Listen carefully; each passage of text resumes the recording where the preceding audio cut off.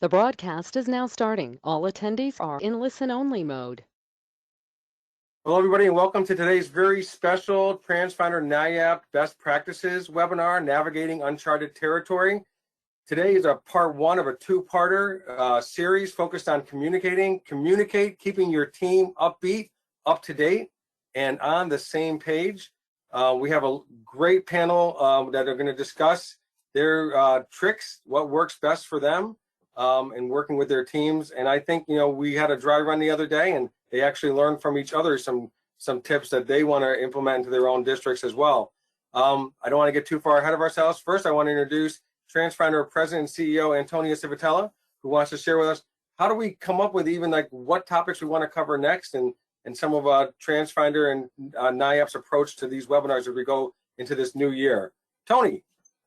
Hey, hello everybody, and I actually could officially say it's good morning across the United States at this point because it is 11:34 Eastern time, so it's morning unless we have some people in Atlantic, I guess, right? Atlantic time zone. So I think it's good morning to everybody. About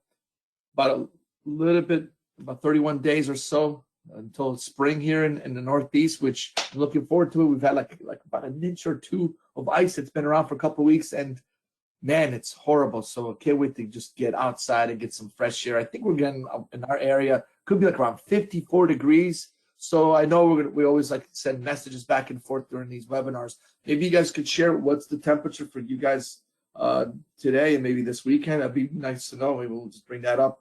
But what I really want to talk about is a poll that we did last month. So if we could show the next slide, please. Yep, perfect. And again, we had this poll. One of the things is, what are the topics you like to see in future webinars? And I think we shared this result already with many of you, but look at this pie chart, really shows great things. Clearly, driver shortage as a single slice of the pie, number one, of course. And of course, we got driver shortage and staff morale. Those are a lot of good things in there.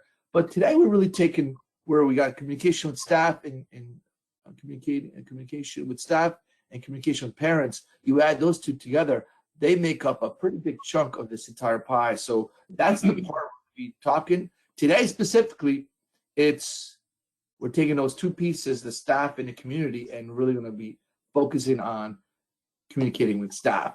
Clearly, and I think we were talking just before here a few minutes ago. What does that mean? You could really, you could take care of that little pie called a slice of morale, and those are so. This communicating with your staff really is across the board. So we're going to take that piece today, and we're going to talk about it. I know even the panelists, as we were talking about even yesterday, that they were picking up some ideas from each other. So I know there's going to be a lot of things going back and forth. I'm positive. And again, we'll take the communication piece, the two slices. And I know some of you are thinking slices, pizza. I know I'm getting hungry too when I think of a slice. Maybe a pie, nice pie. Maybe you can send some messages what your favorite pie is and what, do you eat the whole pie or just, I'm used to getting a pizza. In Italy, you get a pizza and it's yours. They don't even cut it. You have to use the knife and fork because that's yours. But when we came to the United States, a pie or a pizza is much bigger and you share it, which, we're looking at each other like, why am I sharing my pizza? So that's another topic probably. Right? It's probably going to be another topic. But I want to tell you that at the end of this webinar, we're going to take another survey. Again, it's keeping our finger on the pulse of the industry and really the people that are attending these webinars. So there'll be another poll, a lot of fun, and we'll discuss with it afterwards. And one last thing, this webinar is always being recorded, so you can always go on our web page of transfinder.com and you will see different things. But again, we're excited about what we're doing here, especially with this new service that we launched. We mentioned this last month that we launched as part of Transfinder. It's called Transfinder Informatics. A lot of cool things we're getting. And obviously, we want to gather this information and share it. Those are always so exciting. And really, I have to mention that next week is a big, it's the winter workshop. I'm sure you'll talk all about that, Dave, somewhere in there, but looking forward, our team is looking forward to seeing our clients and all our friends we always see. So it's great. So with no further ado, it's really my honor to, again, thank you, Dave, for being the leader. And obviously, NYAPT appreciates being, as you're being the executive director. So thank you so much, Dave. And let's start the webinar. Thank you, Tony. And, you know, it's almost 2 years when we started this process. And I just want to thank you and your staff that have helped so much in doing these. These have turned out to be something that we all look forward to every month. So thank you very much for partnering with us. And also thank you for partnering on the Transfinder-NYAPT piece. We're going to use that at the winter workshop next week, NYAPT Winter Workshop 2022, to do our evaluation process that we always do at the workshop to evaluate, you know, how we can do better for the members, and also to answer some other kind of questions that are important to the industry, like the bus driver shortage issue and staffing issues, things like that. So thanks for testing that out with us, Tony. We're looking forward to using it, and we'll see how it works. So a lot of fun. Really, the amount of data, some of the data is obvious, but you know, I talk a lot about Spidey sense, and I know Bill is one of our panelists. He always likes those terminology every once in a while I throw in there. It's the Spidey sense that we all talk about, how you don't have really data to show anything, but it's your gut feeling.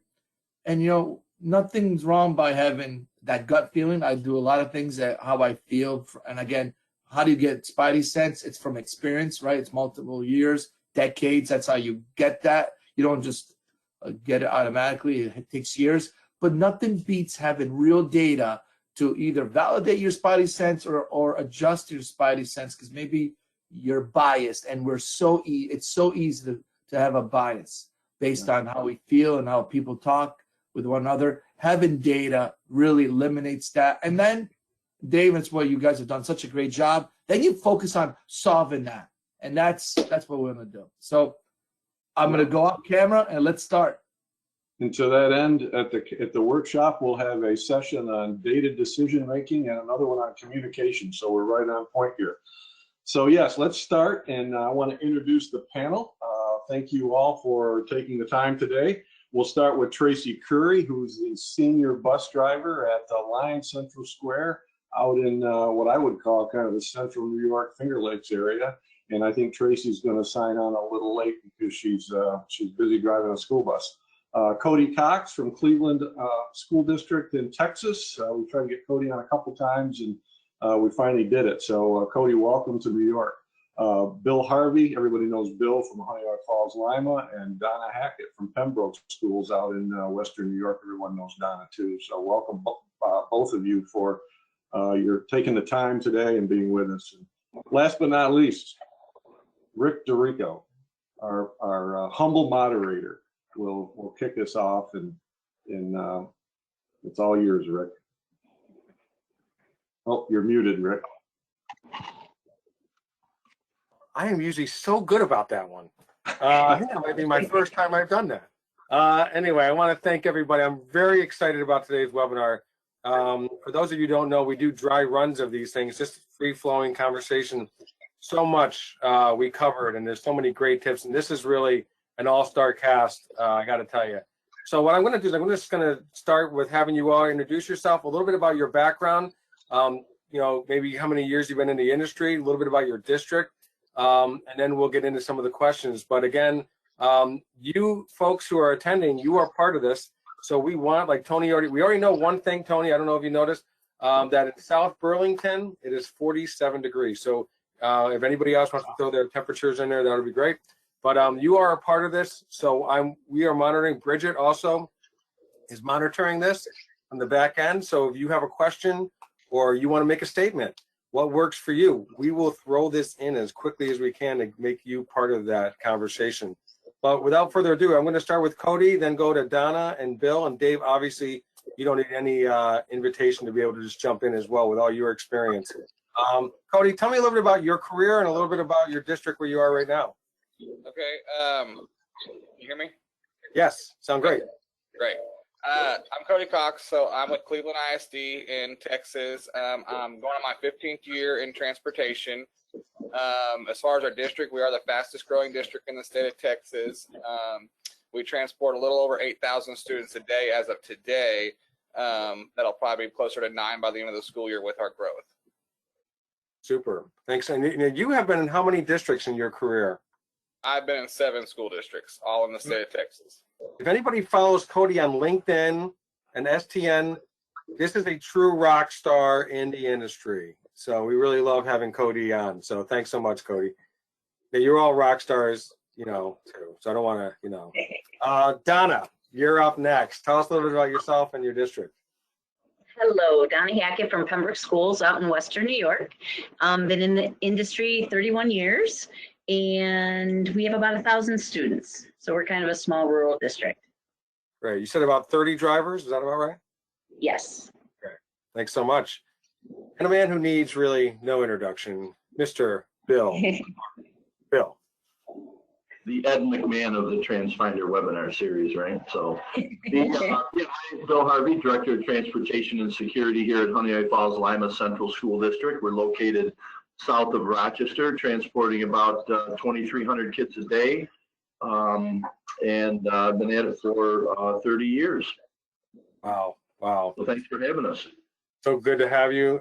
Always add something to the webinars for sure. I gotta, you know, I asked somebody for temperature, so I gotta get them into this. So Angela, who's in Michigan. So we definitely already, the only people who have responded, Dave, are non-New Yorkers. We got Vermont, 47 degrees. We got Angela in Michigan at a place called Paw Paw. I just wanted to say Paw Paw, 31 degrees. So hopefully it'll warm up there for you, Angela. Hopefully what you hear here will warm the cockles of your heart. I don't know what a cockle is, but I hope it warms those anyway.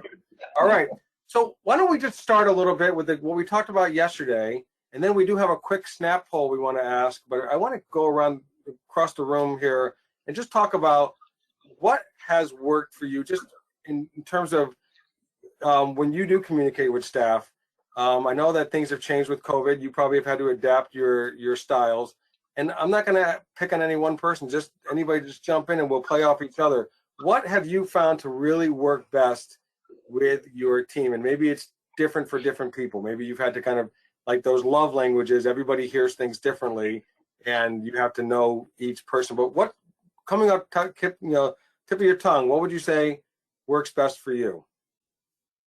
I'm going to go with Donna because I'm looking right at you, Donna. Okay, so we are a small district. You know, it's a lot of hometown people and things like that. Because we're small, it's really important for us that we're visible to each other. I'm visible to them. We get to do a lot of communicating daily. And with what I call our golden tickets, these are just a little thing that notes that go in their mailboxes. Everybody has a mailbox. They check that when they get their keys. And it's a great way to communicate who needs a ride, who doesn't, who lost something on the bus, who needs to take a spare bus, whatever kind of thing there. And as Cody, I'm sure will talk about his book study, we kind of have our own little motto. And when we adopted this, it really made that team effort. Everybody buys into, you know, when we all succeed together. And that's our big thing. So that's what's helped us, is to be visible, to be continuously communicating to one another, and to have kind of our own little team motto that we have a banner and share with each other. Actually, I threw it in my slide. So go ahead. I'll have you share it because it sounds great coming from you. Yeah, this is something that we adopted a couple of years ago and put it into a banner because it's who we are. We have this little attitude that we are the best district in New York State. So we say things like this, you know, to play with us, you've got to be smart. To keep up with us, you've got to be quick. But to beat us, you've got to be kidding. We are a true team. And you know, coming from a bus driver, I drove here for 13 years, into supervising. I was able to really pull us all together on a very personal level. And I hope to go back to bus driving when I retire. So that's how we like it here. That's great. Actually, you know, all three of you mentioned mottos or slogans. I'm going to go with and then I'm going to go with Cody, only because Cody, yours was 4. It was harder to remember. I'm just kidding. I have my notes. But Bill, tell me, what is you have this mantra, everybody knows, it's on your letterhead, I think you mentioned. Tell us a little bit about it and how that kind of gels people together. Yeah, well, we have like, it's, the goal is to have everybody be able to recite the mantra or answer. And I say, what do I always say? What's my mantra? And it's like slow and steady wins the race, right? It's just a tortoise and a hare, because in our business, it's kind of the nature of the business to be running up against schedules and be doing things quicker and quicker. And, you know, quick doesn't always mean better, right? So in order to do all the steps and do them right, we want to slow the process down. So always kind of reminding the team, slow and steady, right? So that's a mantra that I've had the whole 10 years I've been here, and it's a very simple one, but it's something that, you know, we can draw people back to. And I think that's the value of, you know, Donna's rarely cries, if you would, or mantras and mottos, and Cody's as well, is that it helps to establish the norm for the department. And then we include that in our communications. And sometimes you have to repeat things. You know, we talk about this all the time. Tony talks about this a lot too. That you have to you know, what's the slogan or the motto for Geico? 15 minutes will save you 15% or more, right? And forget them as a sponsor for this. But you have to, you know, just showing it once on TV, it wasn't going to cut it, right? You had to show it. How many times have we seen that? Whether it's the little, you know, Get-Go or one of the other characters they have. So saying slow and steady wins the race, you know, or to play with us, you know, that whole, you have to say it a lot to get the buy-in, right? Yep. Cody, you have an interesting one. It's kind of about the makeup or the character of what Cleveland ISD is all about. I really liked it. Yeah, so ours is not district-wide. Ours is just the department-wide. And so we have 4 traits of a transportation employee. So it's generous, understanding, timely, and wise. You know, you need to be generous in everything we do. We definitely have to be timely because we're logistics. And then we need to be understanding and wise. And so we really do that in everything we do. And so, you know, like I was telling y'all yesterday, when we interview new drivers, the management team, you know, they ask them, what does this mean to you? And before we even hire them, to see kind of where their brain's at with that, where their thought process is. When we counsel people, their counsel goes back to those. Well, you weren't really being generous, or you weren't making very wise decisions. And, you know, we do that in this department. These are posted. They have descriptions, so it's not just the word. There's actually a description about each one of these, you know, that goes into a little more detail. And so, like being wise, it talks about doing the right thing, you know, the first time and things like that. And so these are posted in the hallways. These are posted by the dispatch door where they get their keys, so that it's in your face every day when you see it. Another thing is we do mid-year and end-of-year evaluations with our staff, and so they're graded on those. For the last 6 months, were you being, you know, showing the traits of a transportation employee, or were you not? And so we kind of just live and breathe by those. I love it. I love it. Okay, I'm going to stop with the temperature thing, but since they did respond, I got to jump in. But before I do, staying with the conversation of mottos, I don't know if this is Darren's actual motto or not, but he put her in, get her done. That's the motto. So thank you, Darren, for that. And it's GIT. There's her done. Get her done. So I think I said it right. Couple quick things on the weather fork. I feel like I should be doing like Bill Murray and Groundhog Day. We have a cold front. So other temperatures, we have 56 degrees in Westbury, Long Island. We have 46 degrees in Bakersfield. Julie, I talked with you yesterday. Great to have you on with us today. Mattatuck, Jose says 55 degrees, so it's actually warmer down there than it is in Bakersfield, California. That's kind of cool. And then Adam in Kansas City, poor Adam. Everybody say, oh, poor Adam. It's actually 18 degrees and snowing. So we have a thaw happening in New York, and it looks like it's going to be a little while before it happens in Kansas City. Okay. So can I get back to the slogans a little bit? Because I'm sitting listening to each of you talk about your mottos or your slogans, and you know, some people may be sitting out there, well, what's that got to do with communication? And I think, you know, that really communicates a lot about what you expect of your employees and your mission and how you operate your department. you know, slow and steady wins the race. You know, Donna, almost a competitive type of message, which I nothing wrong with that. It's just, you know, and Cody, I'm listening, you know, I'm thinking, you know, you hold your employees to those standards, which is, it's good stuff. I'm thinking that, you know, hearing this yesterday, I learned myself that that's a great thing to do as an organization, to have that mantra, motto, or whatever you want to call it out there for your employees. Kind of sets the tone. That's a great way to put it, Dave. It is setting the tone. It also gives them something to kind of come around. You know, it's almost like, you know, we're in this thing together. That's their, you know, kind of like one more connection, you know, one more, you know. And you know, we all laughed at Darren's, and I know who that is. We all laughed at Darren's, but you know something? That's what you folks do. You get it done.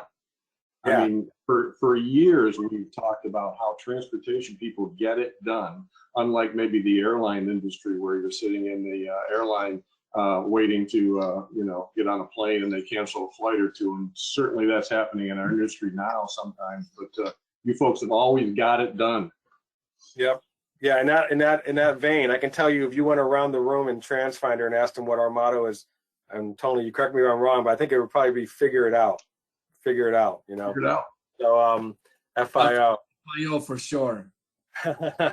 Okay, Bridget, can you bring on the poll question? This is about how this is where you guys can participate, our attendees. We have a poll, not the one that Tony's going to do post webinar.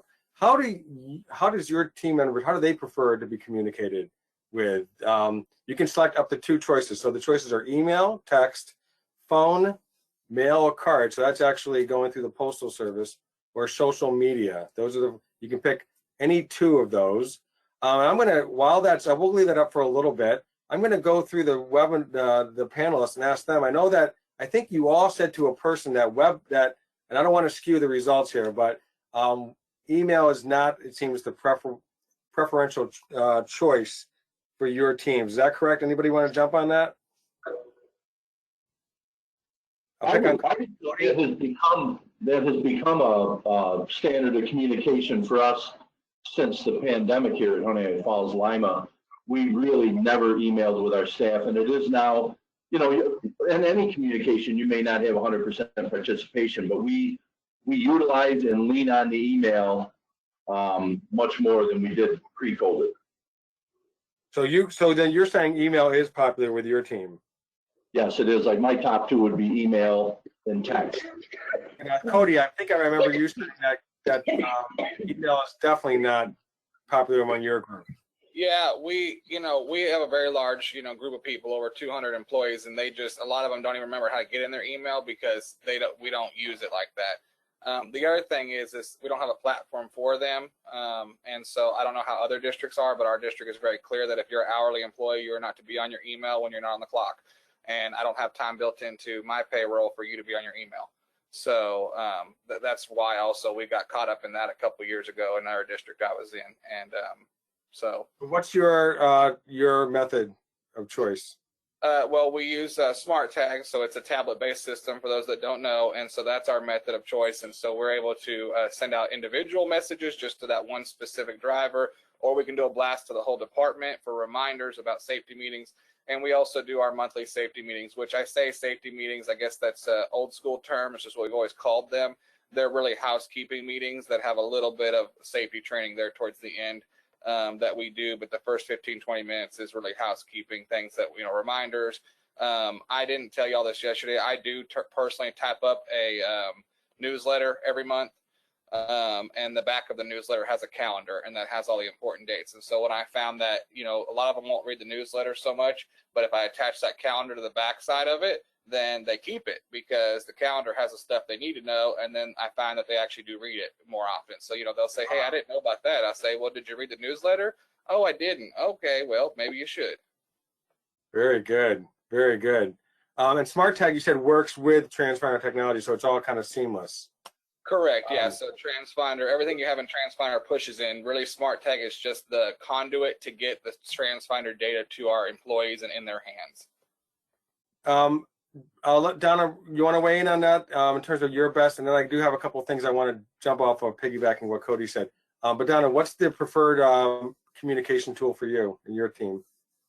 Ours are the handwritten notes, our little golden tickets, direct communication, because we're that small, we can do it that way. So it's just interesting, isn't it? I mean, we got 3 folks on here. And how about Dave, would you say, I know you said it's been a little while since you were actually in the district, but you talk to people all the time and stuff. What do you get? What's the sense that you get that the way staff likes to be communicated?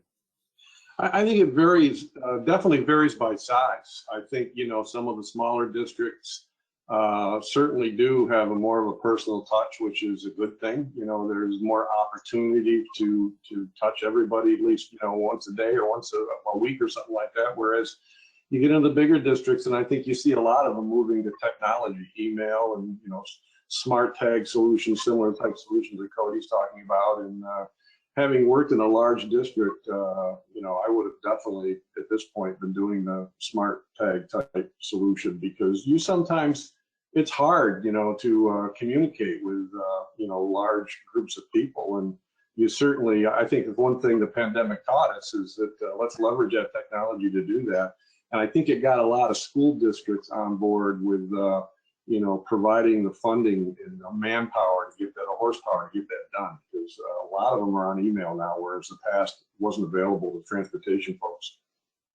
And Cody, one of the things you said yesterday regarding smart tag is also you know that they read it. You know it's actually been delivered, which is correct. Great. So yeah, you know, that's, you know, we don't want to be on here being negative, but unfortunately you have those employees that'll say they didn't know or they didn't read it or whatever, and it will show you. It shows you every single person. So even when you do a mass blast, it's going to list every single driver and when it was sent and when they read it and they actually accepted it. That's great. That's helpful. Bridget, could you show us and walk us through the results of the survey, please? Sure. So not surprising, 56% of everybody voted, and 85% prefer text message, followed by the phone and then email. Nobody likes to get mail or a card, and 4% by social media.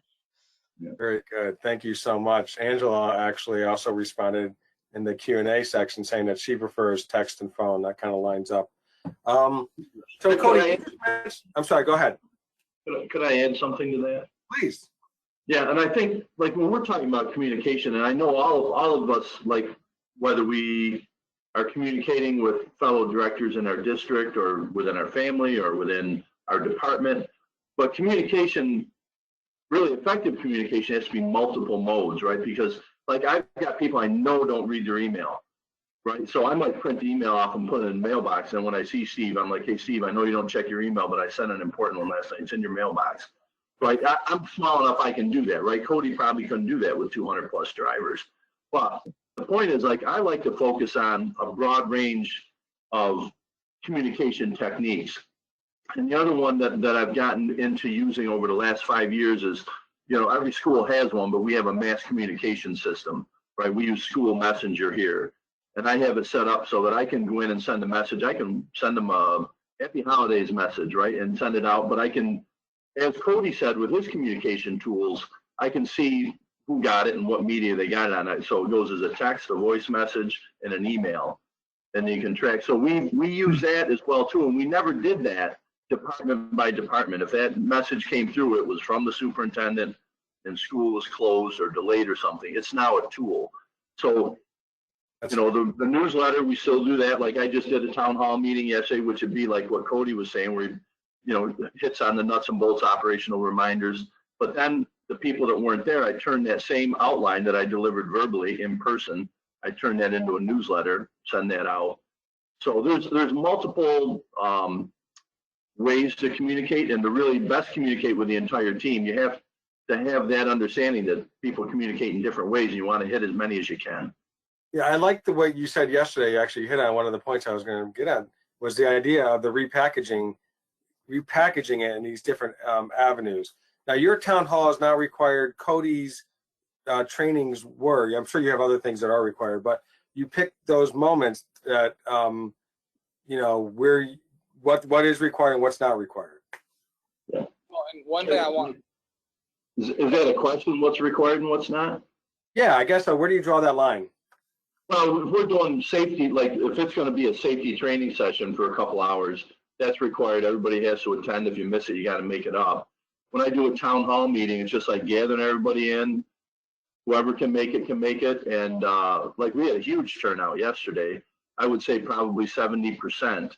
And there's various reasons why the others didn't. But so if it's critical safety training that I want documented that I delivered this curriculum to this person, that's mandatory. And so that's kind of how we do it. Before I get to you, Cody, I just want to bring Lori Ann, who was our panelist last month, actually, who said that if I had my way, I like in-person communication. So, so very good point there. I think that a lot of people do feel that way. Cody, go ahead, jump in.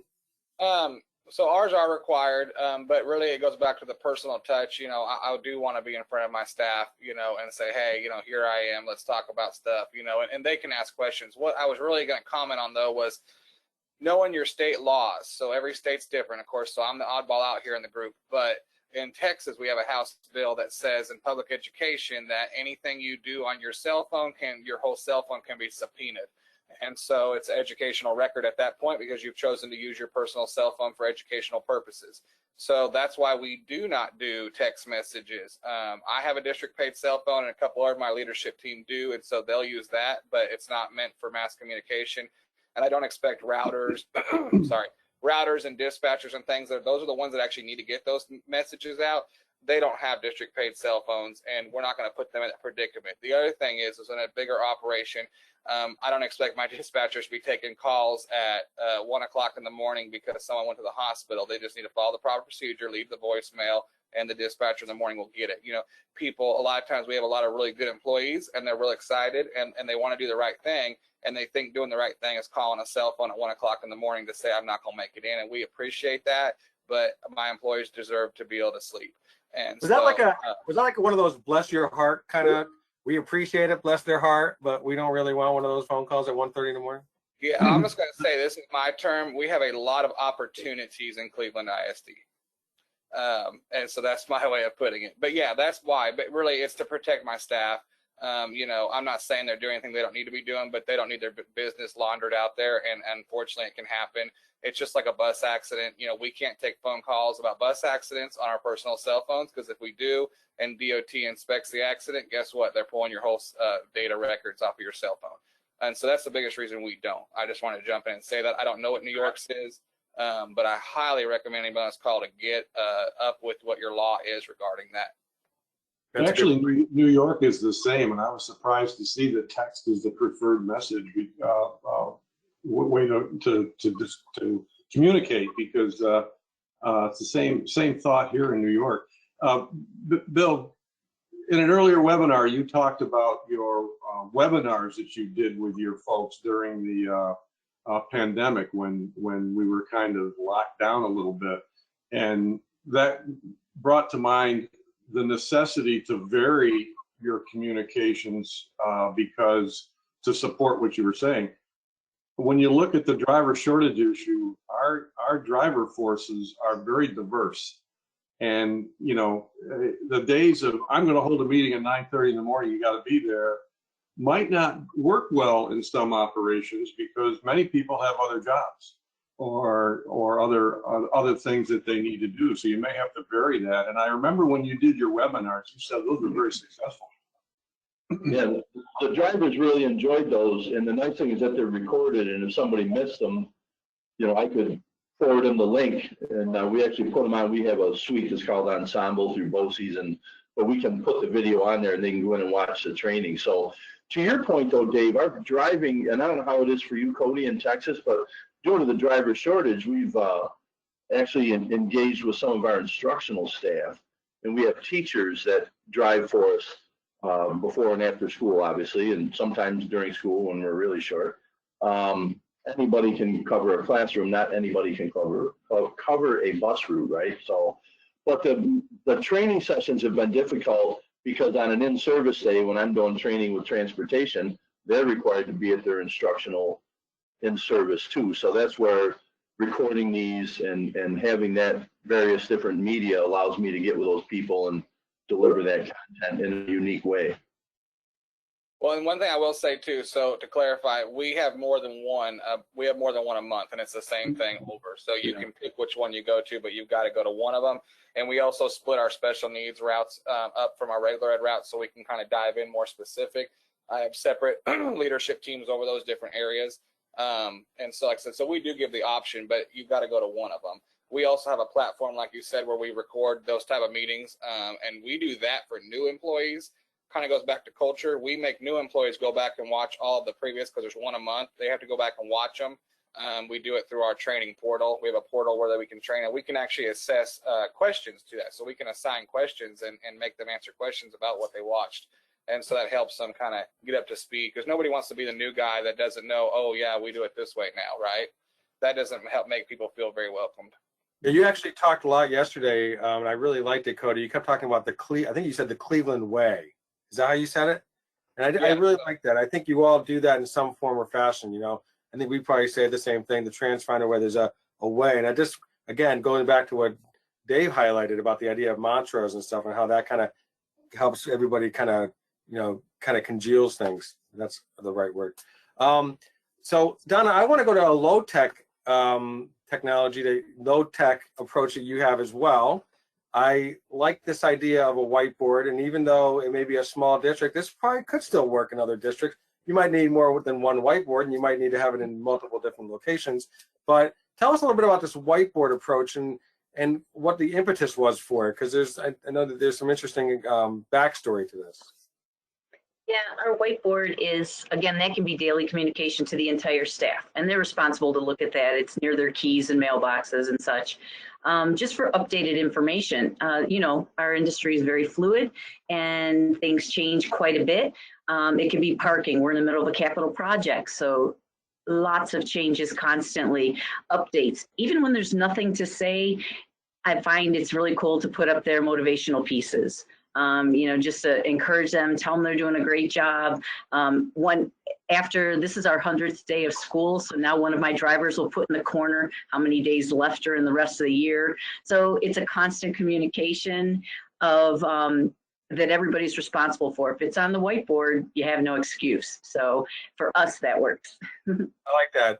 You had mentioned yesterday, I think, that you had some new staffers that came in from larger districts that had never had any FaceTime with their supervisors, never even met them. And you were like, you used a pretty strong word. You said pathetic. You said, I think that's kind of pathetic. And you said you really wanted to be more hands-on, correct? Right? Out there? Yeah, that's what we do. And in a small district, we're very fortunate to have that. And our people expect it and embrace that. They want to see you each day, and some of them every day, and some of them only once a week. That's fine. But they want that accessibility is super important in a smaller district, because we are around each other, we're community, and there's a lot of sometimes interpersonal stuff that goes on between the community, the district, and the staff. Great. Now I'm going to ask the attendees for something. I've never done this before. And then I'm going to go back to Cody for something it's really for everybody, but Cody made me think of something. So those who are attending, if you can go into the chat area there, the question area, and give a tip that works for you, but it has to be few words so I can get to it. So it's got to be like 5 or 6 words so I can read it real quick. So I want to give you guys a lot of kudos, because I know that people, you're part of this conversation and we can learn from you as well. So if you have something that works for you that your team likes, if you just want to even write whiteboard or whatever, we can, we can branch out on that. But just if you could go in, that'd be great. And what I want to talk to the rest of the panelists here about is something that Cody talked a little bit about yesterday, and it was this idea of you said that you had created 2 new positions that had to do with orientation, and then we all went into a whole discussion about orientation, which is so critical, because that's really your first main point of communication, and if you can get off on the right foot or the wrong foot sometimes by what's either communicated or not communicated. Thanks, Darren, for the whiteboard.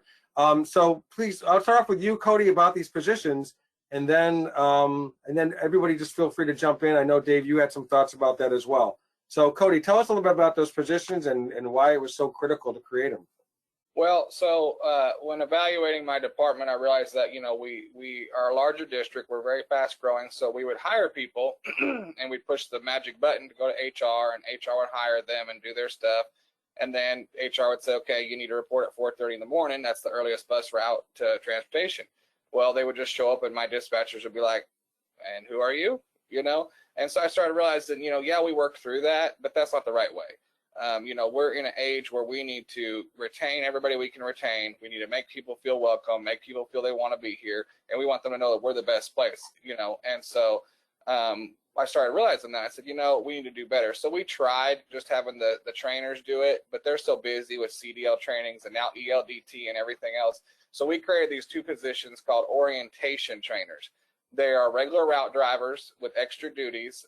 We interviewed for it. So we have one that's for all of our monitors, and we have one that's for all of our drivers. We hire a lot of monitors in this district because every bus has a monitor, even big buses. So it's a lot of flow of monitors.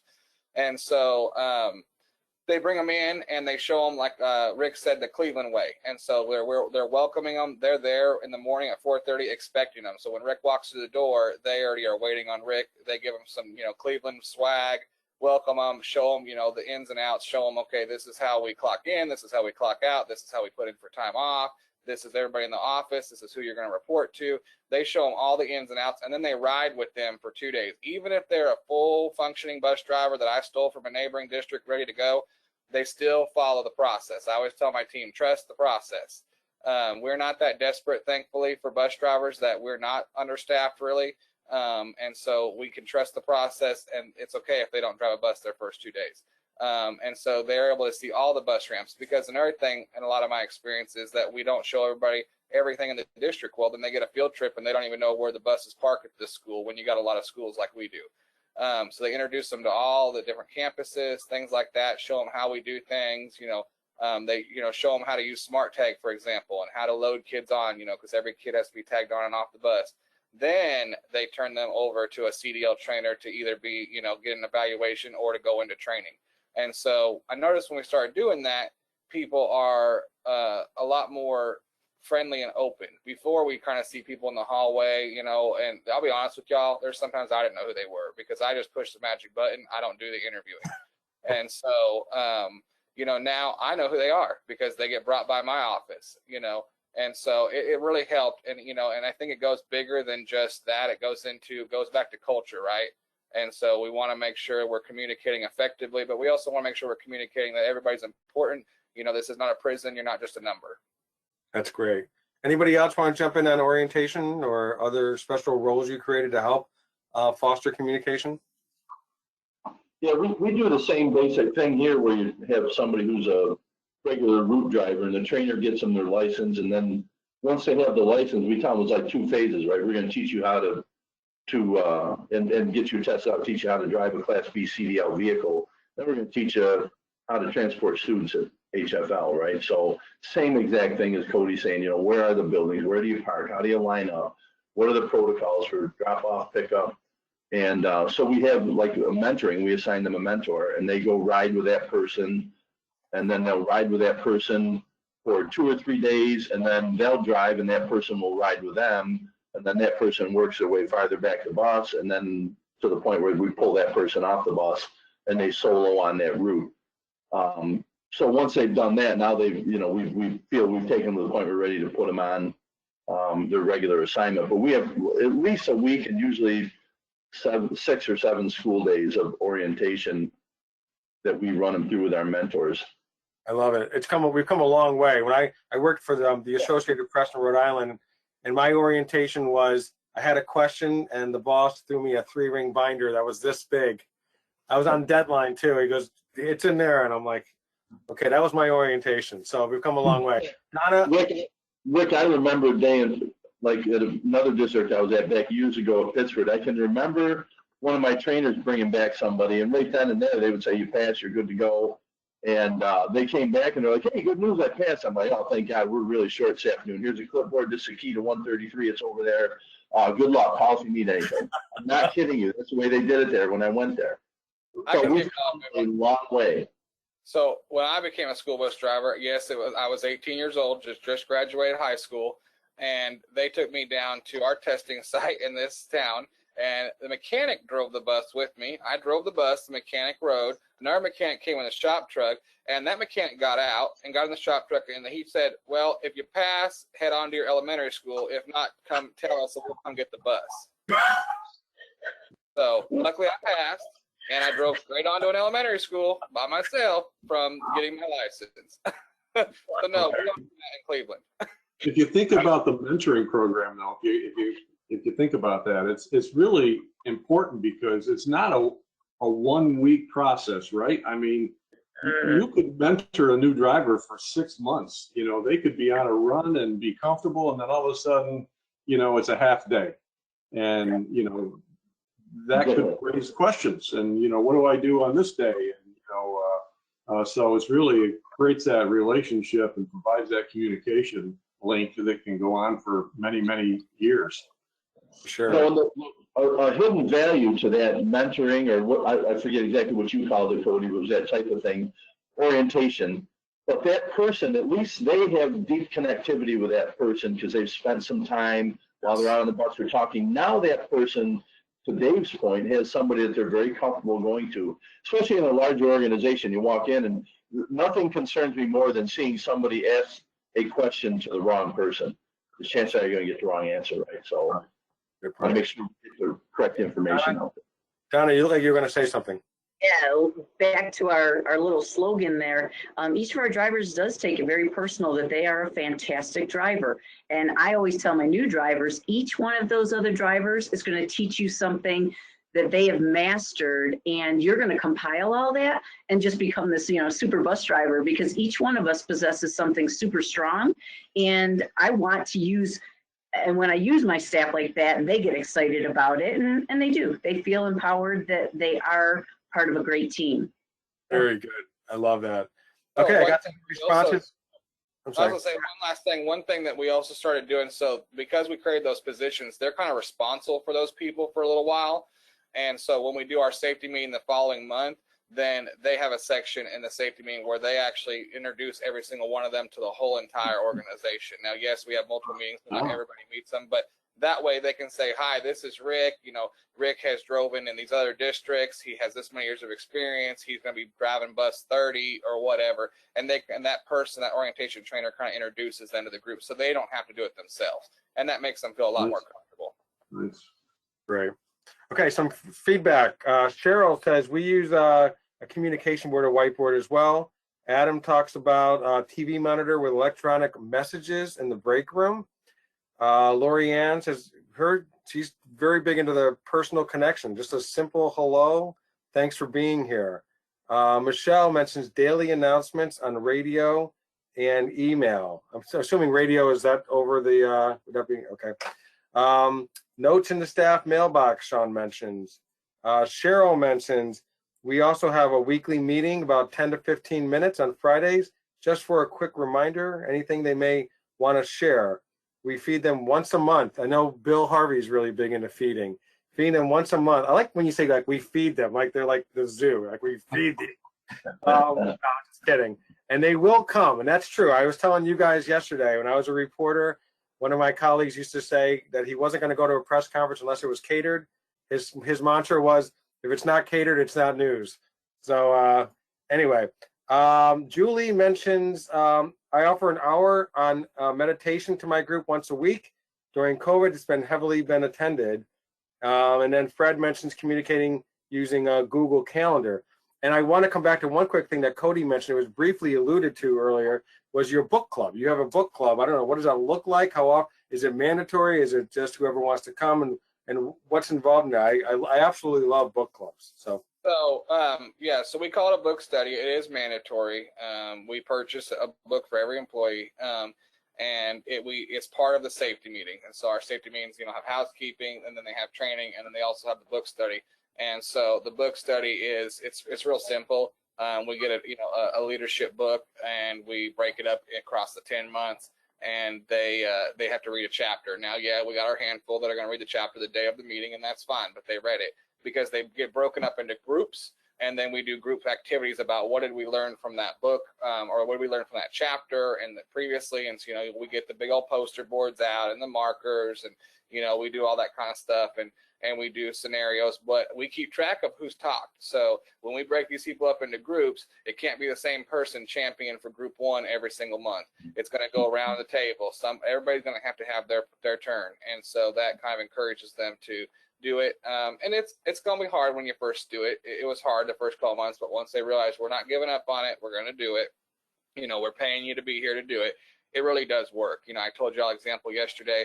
You know, one that we did a couple years ago in the district I was in was the Oz principle, and it talks about, you know, being above the line and below the line with your behavior and your attitude. And, you know, it starts working when you're in the hallway and another driver tells another driver, well, you're kind of being negative. You're kind of below the line. You need to get yourself up above the line right now. You know, and yeah, they're joking with each other, but they're not. You know what I mean? And that's what they took away from the book, and it's helping them, you know, realize, okay, we need to do these things. You're going to have pushback, but I'm telling you, if you push through and persevere, you're going to get there. You're going to get there. You know, my biggest recommendation on stuff like that, you're not going to change a department in a couple months. It's going to take years to change the culture in a department.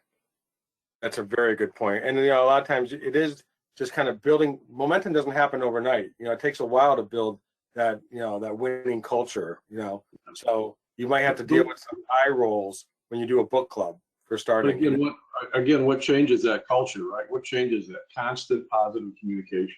You know, all of you are just very positive, you know, in terms of your communication. I think that's the important part.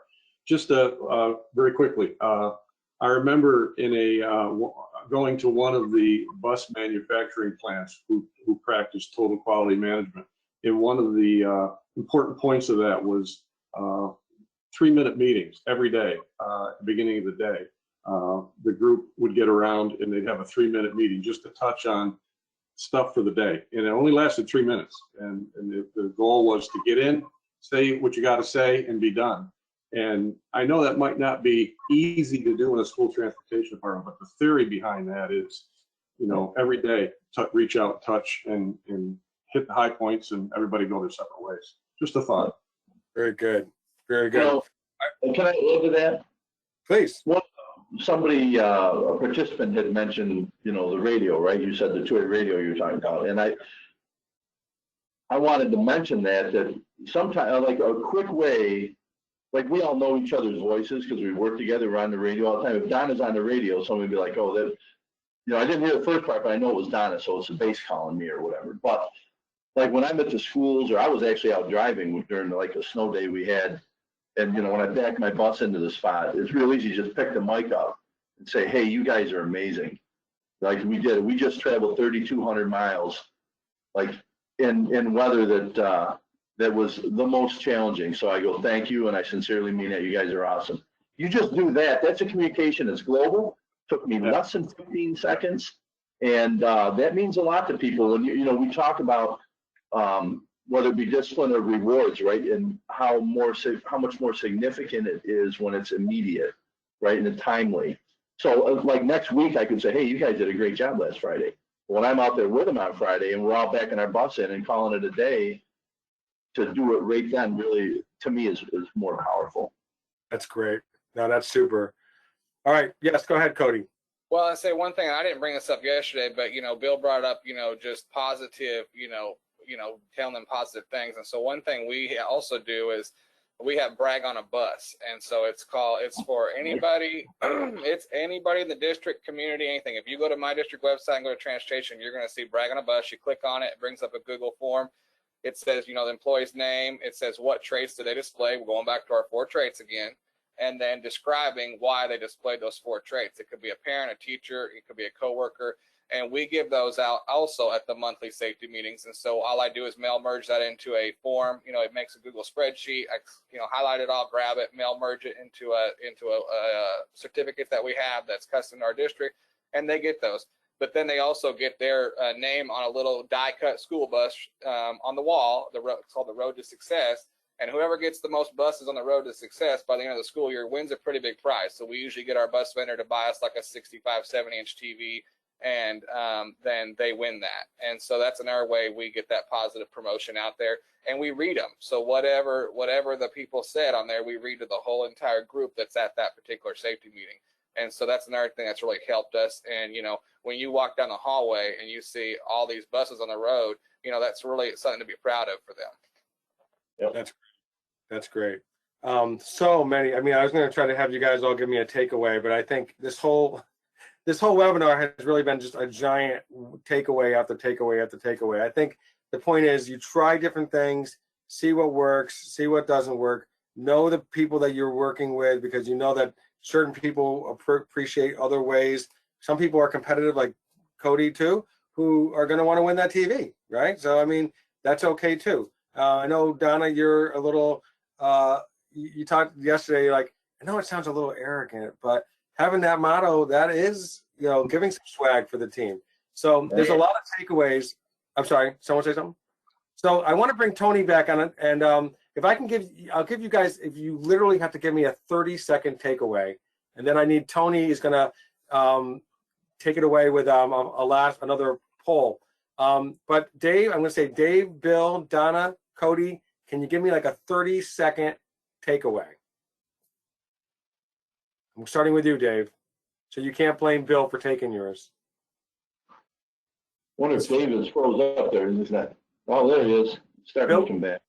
I'll go with Bill, Donna, Cody, and then Dave. I need you to give me a takeaway in 30 seconds. Well, go ahead, Bill. All right, I'm going to give you a quick one. I'm going to piggyback on what Cody said. Praise in public. I've started doing that. Somebody sends me a good email on somebody.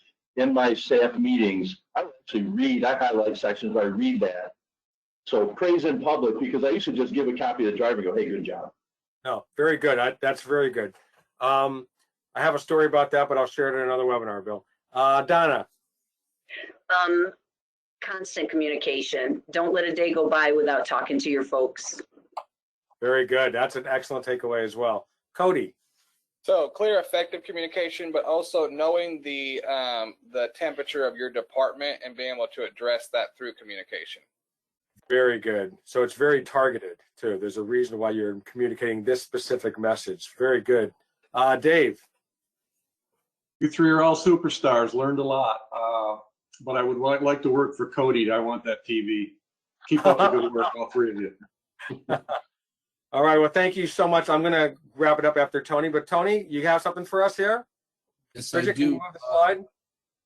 So let's talk about this as another QR, quick response. That's what a QR means. So everyone's using it. Use your phone to point to it. There's another survey there. So obviously this helps us shape these webinars. We're obviously using these things everywhere. I got to tell you, while you're filling out this form, and there's a couple of things in there, please do your best on, there's a few questions in there.